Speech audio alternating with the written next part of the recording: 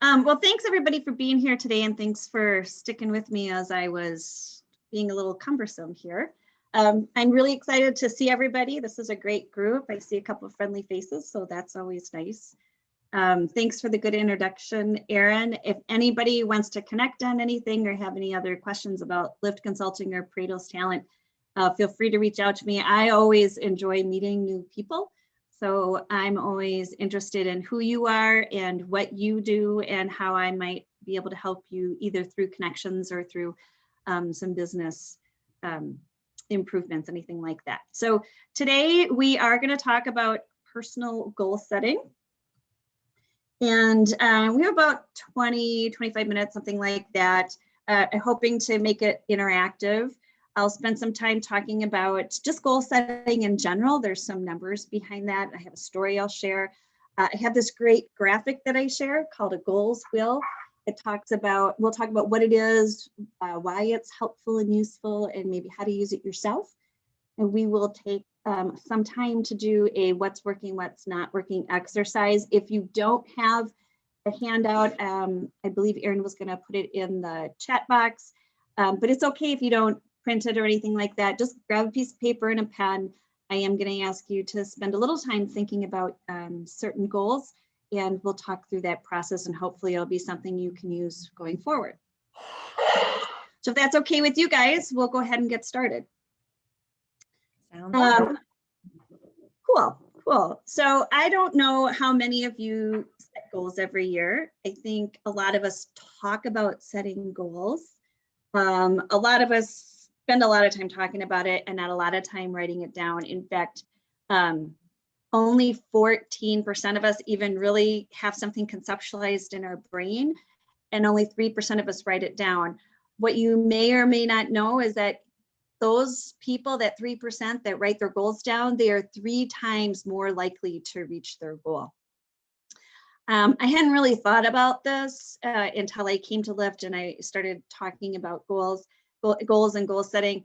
And then I had a memory. Now, I'm not going to advocate for these goals, but it's just an example of a memory that has really started to stick with me. I was cleaning out a closet probably 20 years ago, and I found a purse that was from high school, and I'm cleaning the purse out, and I'm not really sure why I kept the purse, but I pull out a slip of paper, and it was from like my freshman, sophomore year of high school. And again, I do not advocate for these goals. I cannot say that enough times. But my goals when I was about 14 or 15 was, by the time I'm 30, be married with 2 kids. Again, don't advocate for those goals. The crazy thing is that I had never thought about those again. And I was over 30 and I had 2 kids. And at the time I was married. So as I started thinking about it, every time I write something down, I either achieve it or at least I keep it in front of me and I decide it's something that's I'm no longer interested in. But when I don't write it down, I always forget about it. And there are times during my life where I've gone backwards and said, boy, I wish I had thought about that more. I wish I had written it down. I wish I'd remembered it. So I really just want to conceptualize for everyone the power of writing your goals down. See, I want to bring up our goals wheel. So I like it, number one, because it's really pretty. It has all these bright, beautiful colors on it. But I also like it because I don't know about you, but when someone says, hey, let's go to a goal setting session, A, how excited do you get? And B, do you kind of cringe inside going, I'm not really sure what my goals should be, and I'm not really sure where to even start. So I use this as my starting point, and I find it to be extremely helpful and useful. I'm a person who likes to categorize things, and I like to put everything together. At Lift, we talk a lot about synergistic goal setting. So when you have your personal goals and you have your professional goals and you interlock them together and they lay on top of each other, you do tend to be more successful because they really are all interrelated. And we'll talk through that as we talk over the next 10 minutes or so. But there are 8 categories that you see on this wheel, and they are spiritual, family, mental, social, professional work. Professional work kind of go together, financial and personal. And what we find is that there are areas where we do better at sometimes than others, and there are areas that, we really just need a lot of work. Our issue always becomes, where do we focus and how do we figure that out? So hopefully what I'm going to share with you today is a system and a strategy and a process for doing exactly that. So let's talk through all of these areas. I group professional and work goals together because they do kind of go hand in hand. Sometimes they can be a little bit different. Professional is really your career as a whole. Work is the work that you're doing for the organization you're with right now, but they really do go hand in hand. When I work with individuals, we don't really make a difference between the two. There is just kind of a slight difference, but there are things like, I want to get a promotion where I'm currently at, or I want to work for an organization where I can have a certain particular role.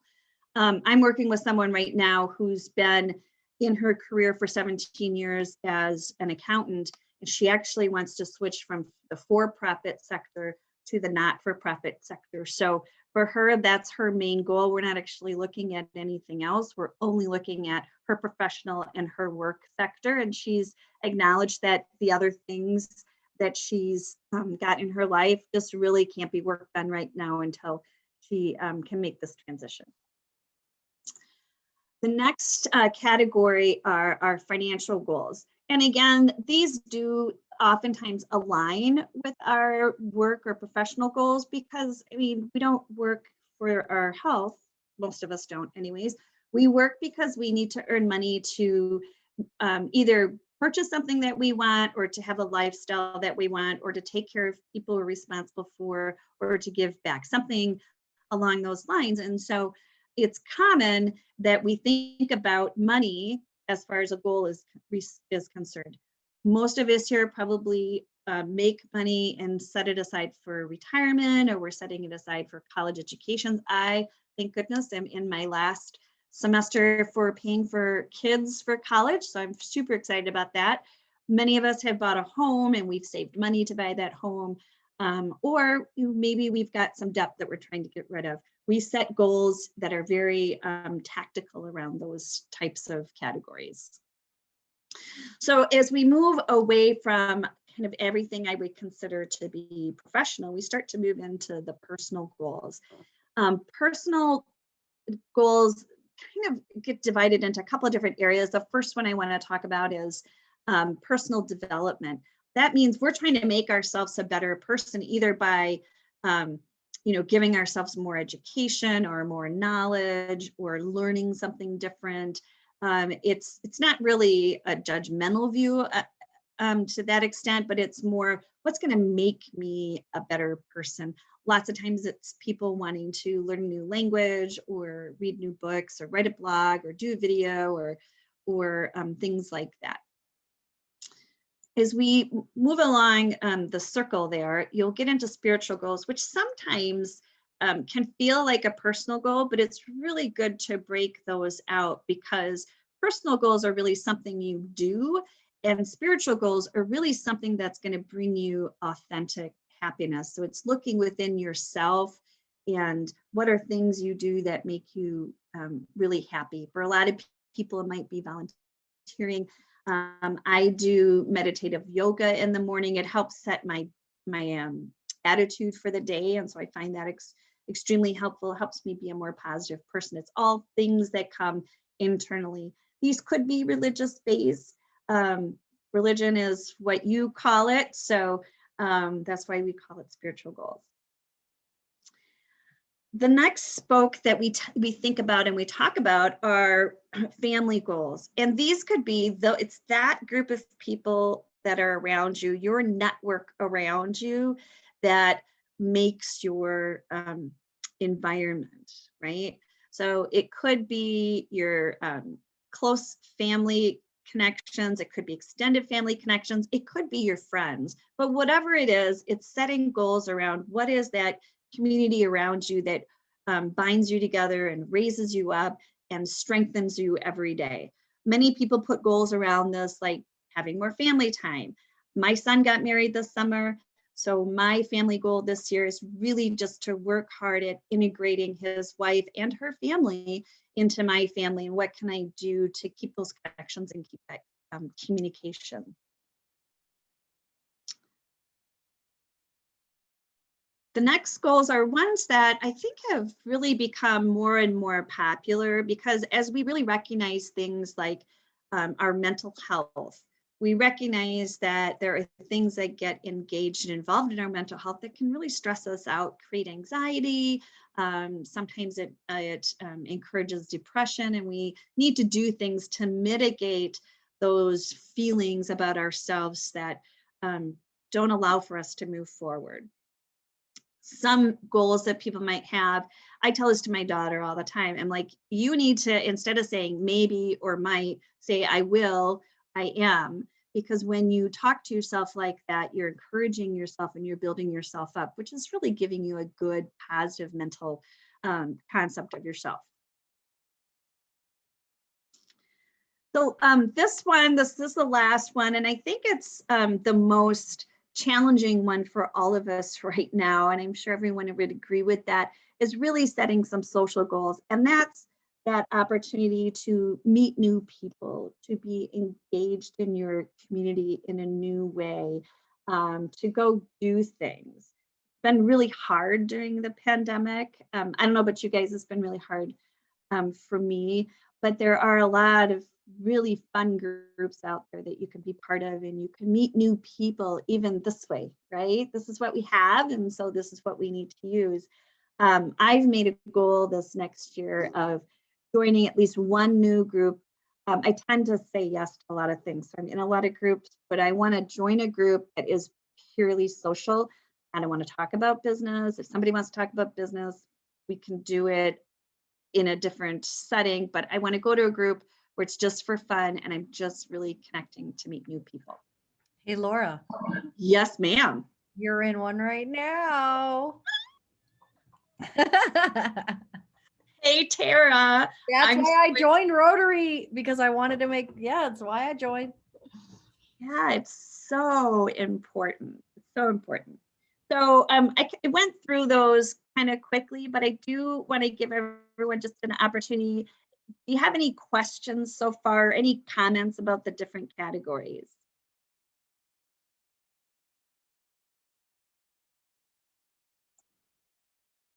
And I'm okay with silence, so I'll wait here a minute. Yeah, everyone's muted. If you want to chat, you just press and hold the space bar and it'll unmute you for a moment.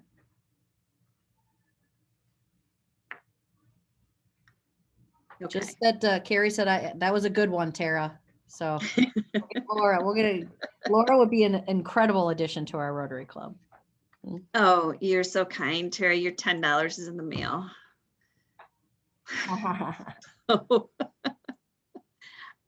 Okay, well, so we've talked about the different categories, but like now what do you do with that, right?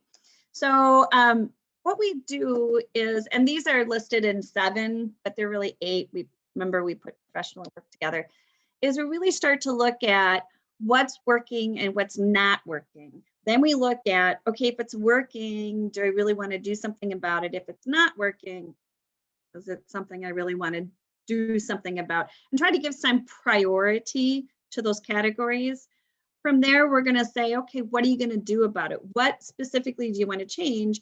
And then you take a look at what are the steps that I need to do it to make that change. If you're doing strategic planning, this process also works in strategic planning. It's the same process.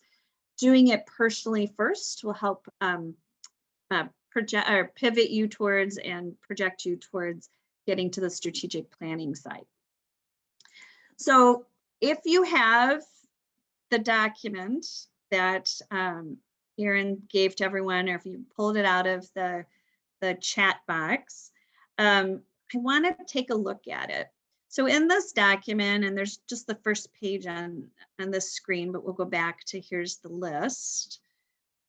This document is actually a form that you can use to walk you through each category and go through this process. So what I want to do is I want to give you 4 minutes to pick 2 areas to look at what's working and what's not working. Okay. take a look at all of them and just pick those two that you've been thinking you want to make some kind of a goal around. So I'm going to time us. I'll check in with you after a minute and let you know you have 1 more minute for item 1. We'll go ahead and we'll do that. I'll give you 1 minute here to get started. Pick in a category and start thinking about what's working. In the second minute, we'll talk about what's not working.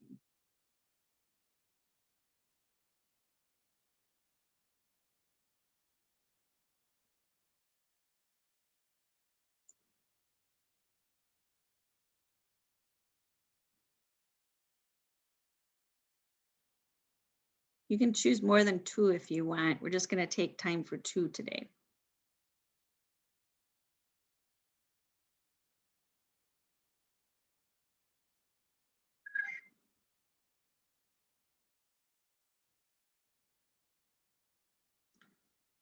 Okay, so finish up thinking about what's working in that first category. Finish that up.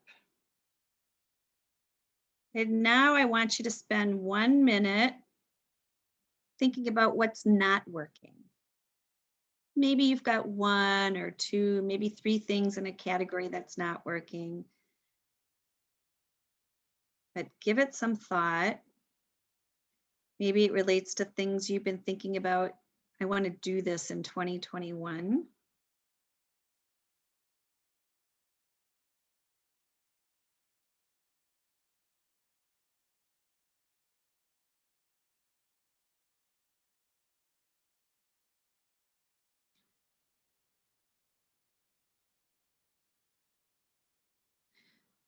So wrap up on category 1, what's not working. And then we're going to look at a second I want you to pick a second category to think about what's working and what's not working. So go ahead and pick your second category where you want to set some goals for next year. Think about what's working.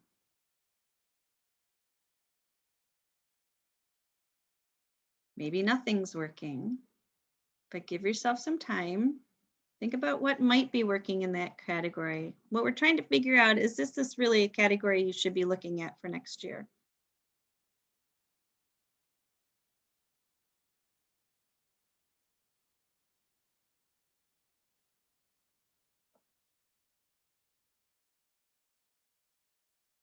So finish up what you're doing on category number 2 for what's working. Finish that up because we're going to then start thinking about in the second category you've identified what is working. So let's spend a minute in that second category. Or we just did what was working. I mean, what's not working. Sorry, I flipped those. So whichever one you didn't do, you want to fill out the second side, whether it's what's working or what's not working. And what you might start seeing here is that the categories you thought you wanted to set goals in for next year, they might be the right categories, but maybe you're starting to feel, I'm not so sure if this is something I should be putting in a goal for next year because really things are working really well. Or maybe you picked a category just to verify for yourself that you don't need to do anything there. And maybe you're finding, boy, when I really think about it, there are some things that just aren't working.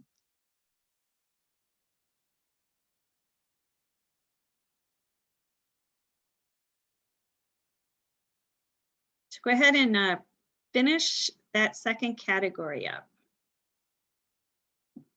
Finish that exercise.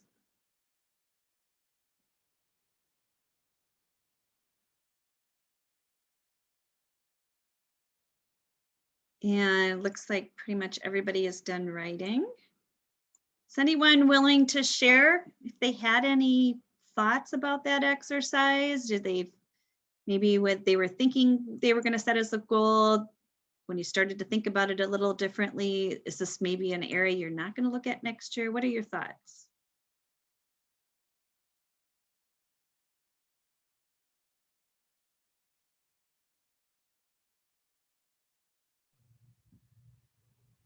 I wrote down process improvement. I think moving forward with everything that we have going on with COVID, process is just so important to be finding tools to streamline that for not only client onboarding, but client experience in our company. So that's definitely one thing that we'll be working on as a organization. So did you pick that under work then? Did you put that under work? Yeah, but it's kind of both. Yeah, It's my work is my personal, it's for me, it's kind of all jumbled into one, but yeah, for sure.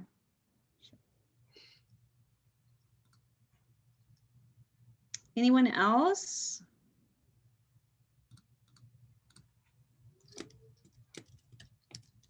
Is there anything you liked about the process so far? I have a comment just generally about goal setting, something that I find hard. So I just had to, for my work, I just had to come up with a 5-year plan and like goals that are, a little more long-term. And I find it difficult to like think of, what my ultimate goal is. And then it feels like unachievable in 5 years, or like it feels like it is, I don't know. I don't want to like set a lesser goal, but I don't know. So that was one of the things that like I was thinking about when I was writing it. This is like, I have things that are working good about, my relationship with my assistant is really good virtually. But then like things that I want to work on, but I don't know like how to get to like where I ultimately want to be in my big goal. Yeah, so we always say it's important to figure out what's your current, like what we're doing right now is a current state analysis. So we actually lead clients through this. We say, what's your current state? And from there, we end up with 1-year goals. And then from there, you're able to do 5-year goals, because otherwise you're just throwing stuff up against the wall and hoping it sticks. So if you don't backtrack a little bit and say, okay, where am I today? And what are the things that I need to work on? Those are really your 1-year goals.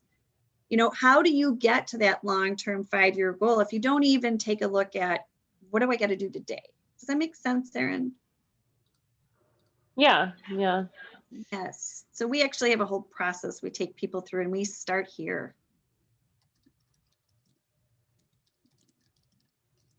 Does anyone else have any thoughts or questions? So the last part of this exercise, you'll notice that on the form, you can rank each category. You can rank what's working, what's not working, and you can give it weight. And the reason why we do this is that maybe you've got 3 things professionally and 3 things personally that you want to work on, but one category is more important than the other, or you don't know if one category is more important than the other. So we want to give you a way to think about that. So we think about if you've got 3 things listed in your professional section for what's not working, it's to say, if I could only do one thing, what would it be? Of course, that's number 1. If I could only do 2 things, what would those 2 things be? That's number 2. And then the third thing, of course, would be number 3. When you've done that for each category, then you do the same process. And I don't necessarily do a weight when I do it. You can, depending on how you like to run mathematics, you can weight each category in some kind of percentage. I'll just rank them 1 through 8. If I could only work on one category this year, what would it be? And then all the way through to number 8. Now you've given yourself priorities. And Erin, too, here for you, if as you think long-term, you might be able to conceptualize using this process to say, okay, if I could only do something this year, what is it? And then do a second round where you say, what are some things that I know I need to make some significant increases in over the next 5 years? You can change each of these categories to be something that's work related. So maybe it's networking, maybe it's client retention, maybe it's account expansion, things like that. So you can change those categories around and use the same process. Does that make sense? Yeah. Anyone have any questions on that?